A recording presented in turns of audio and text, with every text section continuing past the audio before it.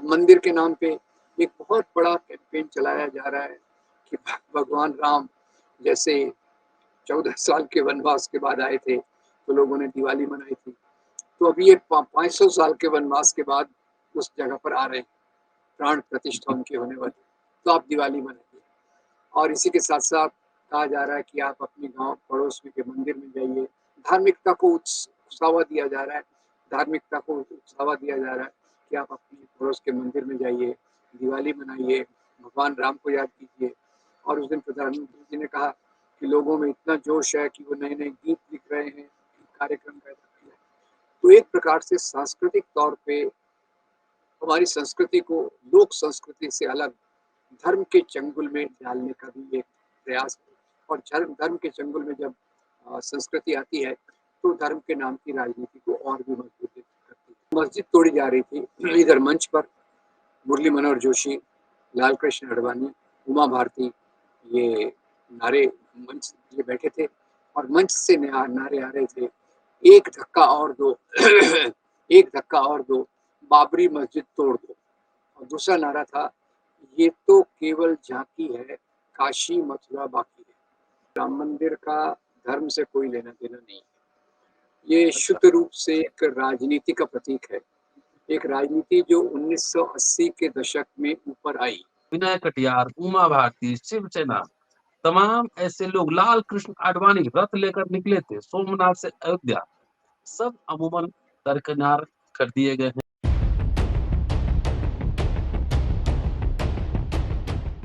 हिंदुत्व, बाबरी मस्जिद और राम मंदिर, काफी राजनीति जद्दोजहद के बाद आखिरकार राम मंदिर का उद्घाटन होने जा रहा है। सुप्रीम कोर्ट ने जो फैसला दिया था राम मंदिर को लेकर, उसमें काफी विवाद हुआ था और कई लोगों ने लगातार प्रश्न उठा रहे हैं। आज समझने की कोशिश करेंगे इस आंदोलन का इतिहास और कैसे इस आंदोलन से उपजी राजनीतिक पार्टी सत्ता में आई तो एन केन प्रकारे मंदिर बनवाने में कामयाब रही। कहते हैं कि न्यायालय की ओर से आदेश आया, लेकिन उसको राजनीतिक रूप से भुनाने के लिए पार्टी बीजेपी, खासतौर से बीजेपी और आरएसएस जुटी पड़ी है।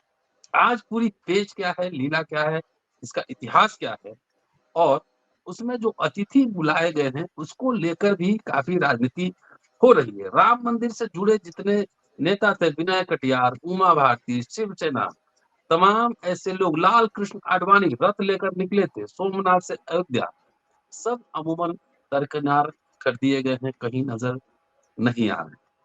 क्या राम मंदिर और धर्म के नाम पर राजनीति हो रही है? अयोध्या में एयरपोर्ट खुल गया, महर्षि वाल्मीकि एयरपोर्ट नाम रखा गया है, लेकिन वाल्मीकि समाज के कोई व्यक्ति को शायद, मुझे डाउट है कि किसी को वहां न्योता दिया गया होगा अंदर अतिथि के रूप में। इन तमाम पहलुओं को समझेंगे। दोस्तों, रतनलाल बोल रहा हूँ और आप देख रहे हैं अम्बेडकर नाम। हमारे साथ प्रोफेसर राम पुनियानी है। बहुत लंबे अंतराल के बाद हम लोग बातचीत कर रहे हैं और सर पुनियानी साहब आरएसएस में काफी काम करते हैं, हिंदुत्व की राजनीति पर काफी इन्होंने काम किया है, कॉमनवेल्थ हार्मोनी के लिए भी काम करते रहे हैं। पूरा जो ये दांव पेच है धर्म को लेकर और राजनीति को लेकर, ये समझने की कोशिश। स्वागत है सर, नमस्कार। धन्यवाद रतनलाल, धन्यवाद। Sir, now floor is yours. जी, रतनलाल बहुत धन्यवाद। आपने प्रस्तावना में प्राय सभी सवालों को सामने रख दिया है और उनको ऐसा पिरोया है कि वो एक बहुत लंबी चर्चा का विषय होना चाहिए और है भी सही।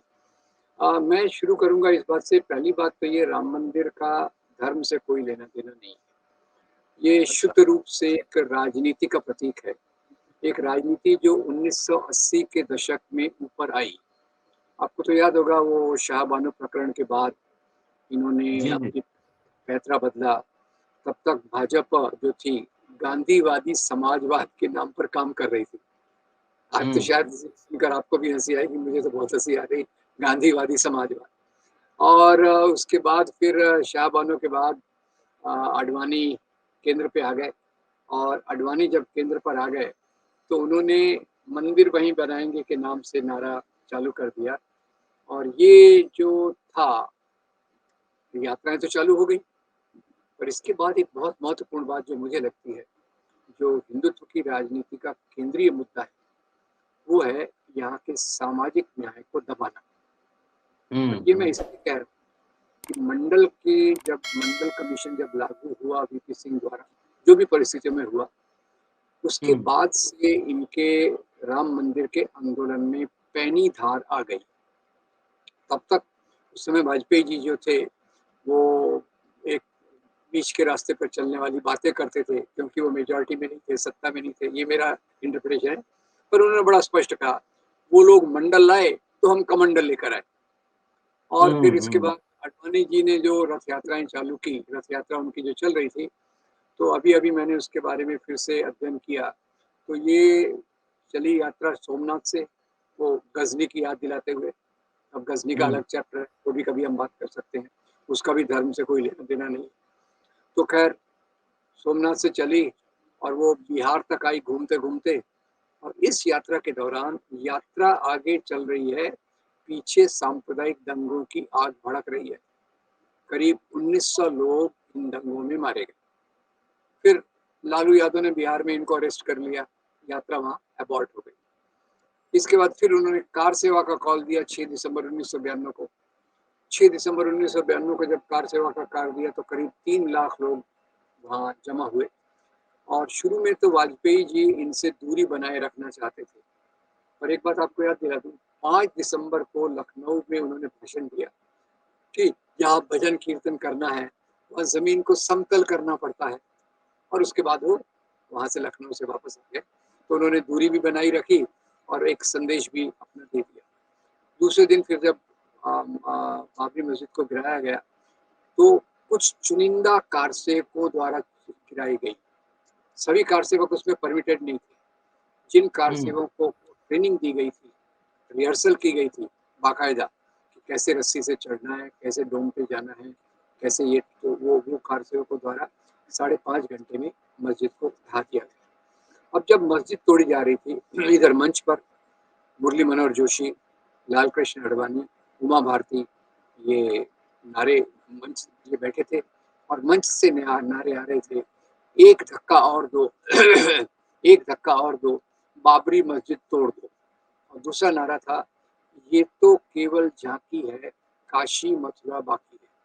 तो खैर उसके बाद बताने के लिए तो फिर आडवाणी जी ने कहा, ये मेरे जीवन का सबसे दुखी दुखी दिन था, वगैरह वगैरह। पर उसका पूरा पूरा उन्होंने पता लिया। पर इसी की पृष्ठभूमि बता दूं, जो कोर्ट ने क्या कहा, इनका मुख्य दावा क्या था कि बाबर ने उस मंदिर को तोड़ा जो भगवान राम का था। वो भगवान राम मंदिर का वो मंदिर वो था जहाँ भगवान राम का जन्म हुआ था। अब हम्म। कोर्ट में मामला चलता रहा।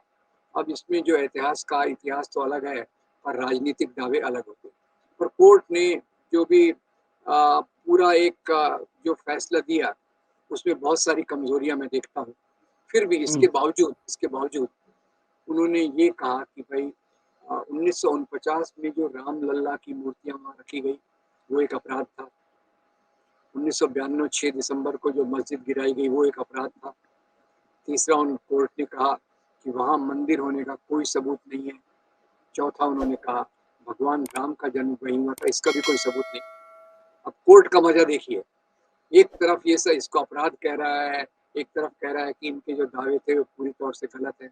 उसके बावजूद कह रहा है कि फिर भी हम ये जमीन हिंदू पक्ष को देते हैं और मुसलमानों को दूर जाकर उनकी मस्जिद के लिए जगह देते हैं। तो ये हमारे न्याय की विडंबना। तो आप एक तरफ से तो न्याय दे रहे हैं कि ये कोई अपराधी है, और लिबरल कमीशन भी बहुत लंबा चला। उसने इन सब अपराधियों सबको अपराध के घेरे में डाला। आडवाणी, मुरली मनोहर जोशी, विनय कटियार और ये सब।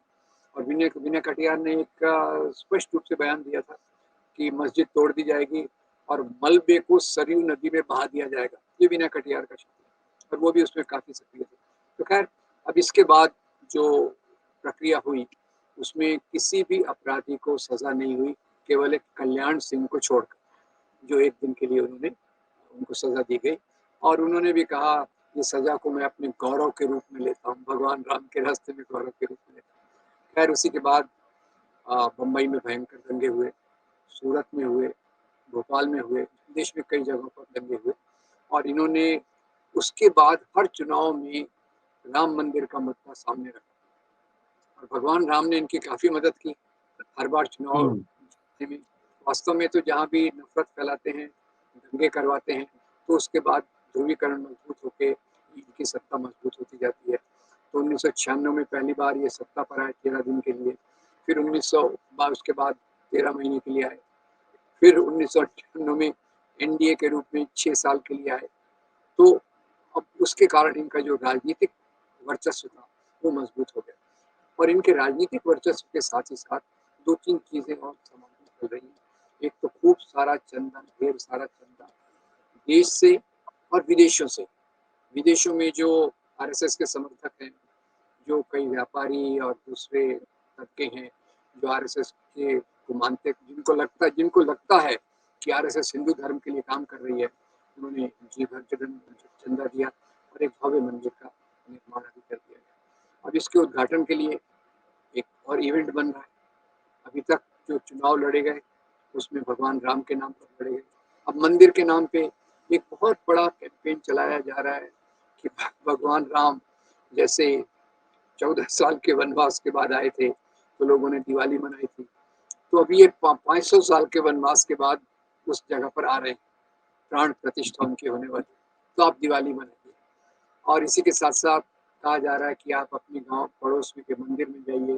धार्मिकता को उकसावा दिया जा रहा है, धार्मिकता को उकसावा दिया जा रहा है कि आप अपने पड़ोस के मंदिर में जाइए, दिवाली मनाइए, भगवान राम को याद कीजिए। और उस दिन प्रधानमंत्री जी ने कहा कि लोगों में इतना जोश है कि वो नए-नए गीत लिख रहे हैं, कार्यक्रम पैदा कर रहे हैं। तो एक प्रकार से सांस्कृतिक तौर पे हमारी संस्कृति को लोक संस्कृति से अलग धर्म के चंगुल में डालने का भी एक प्रयास है। और धर्म के चंगुल में जब संस्कृति आती है, तो धर्म के नाम की राजनीति को और भी मजबूती करती है। तो इनकी जो पूरी योजना में बाबरी मस्जिद का गिराना, दंगों का करवाना और दंगों के करवाने के बाद राम मंदिर के नाम पर इसको खड़ा करना, ये एक अध्याय है।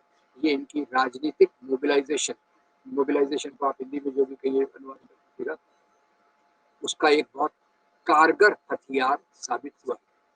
अब दूसरा इसके कुछ हुँ, अंतर्विरोध भी हैं, अंतर्विरोध भी हैं।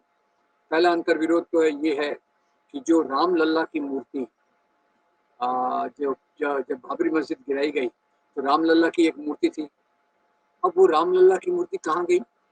क्योंकि अभी नए मूर्ति को तलाश कर रहे हैं जो कर्नाटक के या दक्षिण भारत के किसी व्यक्ति ने बनाई है। उस मूर्ति का सिलेक्शन हुआ है प्राण प्रतिष्ठा के लिए, नंबर 1।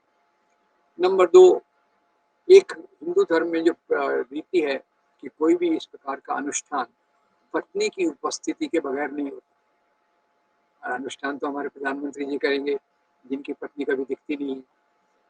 तीसरा, कई धर्माचार्यों का कहना है कि ये जो प्राण प्रतिष्ठा है, ये तो संतों द्वारा होनी चाहिए, प्रधानमंत्री उसकी जगह कैसे ले सकते हैं। और जो 5 लोगों का चुनाव हुआ है जो जाएंगे शायद गर्भगृह में, उसमें प्रधानमंत्री जी आरएसएस के सरसंघ चालक हैं। और पूरा पूरा जो पब्लिसिटी है, पूरा जो ये है, वो प्रधानमंत्री जी के चारों तरफ चल रहा है। आपने बिल्कुल सही बात बताई कि अब विनय कटियार, उमा भारती, लाल कृष्ण आडवाणी, मुरली मनोहर जोशी को क्यों बुला दिया गया? कारण बहुत सरल है रतन लाल, कि इस प्रकार की राजनीति एक व्यक्ति को सर्वश्रेष्ठ स्थान पर पहुंचाने की कोशिश करती है। डिक्टेटर, अथॉरिटेरियन कैरेक्टर, यानी जो सर्वशक्तिमान है, उनको तो कई कई लोग अभी अवतार भी कह रहे हैं। तो पूरी शक्ति एक व्यक्ति की तरफ केंद्रित हो, ये उनका इरादा है। अगर उसमें आडवाणी जी आ गए, तो थोड़ी क्रेडिट उनको भी मिल जाएगी, क्योंकि पूरा जो बखेड़ा खड़ा किया, वो उनके नेतृत्व में हुआ। उस समय तो मोदी जी गुजरात में एक स्थानीय संयोजक थे, जबकि देश भर में तो घूम-घूम के आडवाणी ने ये बात की। अब ये तो क्रेडिट उनको ना जाए, क्रेडिट मुरली मनोहर जोशी उनके सेक्रेटरी थे, जनरल सेक्रेटरी थे आडवाणी जी के, तो भाई कहीं उनको क्रेडिट ना चली जाए। और कटियार और उमा भारती, इनका तो खैर कास्ट का भी सवाल है तो बड़े लीडरशिप में, और कास्ट का भी सवाल है। पर इन्होंने भी बड़ा जोश खरोश से इस भाग में हिस्सा लिया। तो ये सबसे बड़ी चिंता की बात यह है कि देश की संस्कृति को धर्ममय ऊपरी रूप से धर्म में किया जा रहा है। और जो भगवान राम के तरफ जिनको श्रद्धा है उनके उनको उनसे मुझे कोई विरोध नहीं है, और मुझे विरोध इस बात पे है कि जैसा बाबा साहब ने भगवान राम के बारे में क्या लिखा है, वो भी थोड़ा सोचना चाहिए। भगवान राम के बारे में उन्होंने शंभु का वध, बाली का वध और सीता को घर से निष्कासन, इसके बारे में बाबा साहब ने खूब लिखा। पेरियार रामास्वामी ने तो इससे भी अलग तरीके से लिखा है। तो हम जितना एक अंधे तरीके से इस दिशा में जा रहे हैं, वो हमारे मूल्यों को कई तौर से दूषित करेगा। और दूसरी बात रतनलाल, मुझे लगता है कि ये जो राजनीति है मुख्य रूप से एक सवर्ण संभ्रांत चरित्र को समाज पे लादना चाहती है। इसलिए जैसे आपने कहा, उस एयरपोर्ट का नाम तो वाल्मीकि जी के नाम पे हो गया, पर कोई वाल्मीकि इसमें पुजारी रहेगा, उसकी आशंका बिल्कुल ही नहीं है। और इसमें दलितों को भी उतना स्थान मिलेगा, उसकी भी कोई संभावना नहीं है। तो मेरे ख्याल से ये जो राजनीति चल रही है हिंदुत्व के नाम पे, ये इसका हिंदू धर्म का एक आवरण है। और ये राजनीति चाहती है कि समाज की ऊंच नीच बनी रहे, वर्ण व्यवस्था, जाति व्यवस्था नए रूप में बनी रहे, और संविधान के मूल्यों की उपेक्षा। ये दूसरी बात देखिए, अभी ये पूरे मंदिर के बनने में हमारे संविधान को कहाँ रखा गया है, ये आप देखिए। और अंतिम बात जो मैं कहूँगा कि एक जो हमारा संविधान है धर्मनिरपेक्षता को मानता है। धर्मनिरपेक्ष संविधान में इस प्रकार के आयोजन में सरकारी अधिकारी भाग ले, ये उचित नहीं है। ये बात जवाहरलाल नेहरू ने सोमनाथ का मंदिर के उद्घाटन के समय इस बात को रेखांकित किया था। गांधी ने भी इसी बात को रेखांकित किया था, याद रखिए रतनलाल। जो 20वीं शताब्दी के महानतम हिंदू थे, उन्होंने भी कहा था ये मंदिर वगैरह बनाना सरकार का काम नहीं है। नेहरू ने उसी को आगे ले जाकर कहा कि इस प्रकार की चीजों में एक सरकारी अधिकारी के रूप में भाग लेना ये उचित नहीं है। पर यहाँ तो धड़ल्ले से वही हो रहा है, संविधान के नाम पर शपथ लो और संविधान के विरोध में जाकर पूरे काम करो, ये उसका दिख रहा है। और इसका जो दूसरा खतरा है, वो आगे आने वाले समय में इनकी राजनीति को मजबूत करने की एक चाल होगी, ऐसा मुझे लगता है। सर, आपने अभी सुप्रीम कोर्ट की बात की, निर्णय की शुरुआती दौर में। हमारे एक मित्र हैं जेपी सिंह साहब, आप सुनते होंगे, अम्बेडकरनामा पर आते हैं। उन्होंने कहा कि इसका मुख्य यजमान तो गोगोई साहब को होना चाहिए था, उप जजमान जो है चंचूड़ साहब को, और बाकी जो बेंच में थे उनको यजमान होना चाहिए था। बहरा धर्म शास्त्रों के हिसाब से अगर ये धर्म है तो आखिर मुख्य यजमान कौन हो सकता है? मोदी साहब न ब्राह्मण है न क्षत्रिय है। मुख्य यजमान तो मेरे ख्याल से खैर एक ये सवाल बात बहुत काल्पनिक है। और मुख्य यजमान तो वहाँ का जो स्थानीय पुरोहित होगा उस मंदिर का। जब इन्होंने दावा किया था कि वहाँ मंदिर है, तो वहाँ के तो एक महंत की हत्या भी कर दी गई थी, जिसने ये लाल दास नाम के पुजारी थे, उनकी तो हत्या भी कर दी गई थी क्योंकि उन्होंने इस बात का विरोध किया था। तो प्राण प्रतिष्ठा वगैरह तो ये धार्मिक अनुष्ठान है, और धर्म से जुड़े हुए लोगों ने उस बात को करना चाहिए। यजमान तो अपने घर में काम का पूजा पाठ करते हैं। इस प्रकार से एक सार्वजनिक मंदिर के प्राण प्रतिष्ठा में किसकी जगह है, धर्मशास्त्रों से मेरे ख्याल से कुछ और ही कहते हैं। तो ये क्या धर्म धर्म के नाम पर फिर एक लोकसभा चुनाव के पहले एक तरह से पूरा ध्रुवीकरण और राममय बनाने की तैयारी है, खास तौर से हिंदी पट्टी उत्तर भारत में। ये बात तो बिल्कुल स्पष्ट है कि इन्होंने टाइमिंग ऐसी रखी है मंदिर के उद्घाटन की कि जो लोकसभा के चुनाव के पहले हो, और एक प्रकार का संदेश जो ध्रुवीकरण का संदेश ये देते रहते हैं अलग अलग माध्यमों से, उसी ध्रुवीकरण के संदेश को लोकसभा के चुनाव के पहले भुनाने की कोशिश है, उसको मजबूत करने की कोशिश है। चलिए, शुक्रिया सर, और बहुत अच्छा लगा। अब लगातार हम लोग कम से कम वीकली एक शो में मिलते रहेंगे। थोड़ा सा मैं भी व्यस्त हूँ कुछ कामों में। वो कोशिश है कि अप्रैल में वो रिजल्ट दिखे। दोस्तों, प्रोफेसर राम पुनियानी साहब, पूरा वीडियो देखिएगा, सुनिएगा, शेयर और सब्सक्राइब करते रहिएगा। जल्दी मिलता हूँ और एपिसोड में। शुक्रिया सर, थैंक यू। धन्यवाद।